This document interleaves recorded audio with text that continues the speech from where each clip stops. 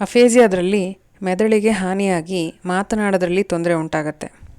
ಇದರಲ್ಲಿ ಮಾತಾಡೋದು, ಕೇಳಿಸ್ಕೊಳ್ಳೋದು, ಓದೋದು ಮತ್ತು ಬರೆಯೋದು ಇಷ್ಟರಲ್ಲೂ ತೊಂದರೆ ಕಾಣಿಸುತ್ತೆ.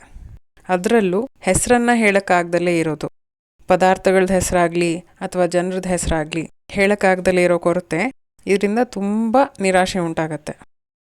ಸಿಮ್ಯಾಂಟಿಕ್ ಫೀಚರ್ ಅನಾಲಿಸಿಸ್ ಅಂತ ಒಂದು ಪ್ರಮಾಣಕಾರಿಯಾದ ವಾಕ್ ತರಬೇತಿ ತಂತ್ರ ಇದೆ. ಇದು ಅಫೇಸಿಯಾ ಇರೋ ವ್ಯಕ್ತಿ ತಲೆಯಲ್ಲಿ ಪದದ ಅರ್ಥದ ನೆಟ್ವರ್ಕ್ಗಳನ್ನು ಉಪಯೋಗಿಸಿಕೊಳ್ಳುತ್ತೆ. ಈ ತಂತ್ರದಿಂದ ಪದಗಳನ್ನು ಯಾವ ರೀತಿ ತಾವಾಗೇ ತಾವು ಜ್ಞಾಪಿಸ್ಕೊಳ್ಬಹುದು ಅನ್ನೋದ್ರದ್ದು ಅಭ್ಯಾಸ ಮಾಡಿಸಲಾಗತ್ತೆ. ಇದರಿಂದ ಕ್ರಮೇಣವಾಗಿ ಮಾತಾಡೋದು ಸರಾಗವಾಗ್ತಾ ಹೋಗುತ್ತೆ. ವೀಕ್ಷಿಸಿದ್ದಕ್ಕಾಗಿ ಧನ್ಯವಾದಗಳು. ಸಂಪರ್ಕಿಸಿ Abhaya speech therapy centre. Phone number 7795505643.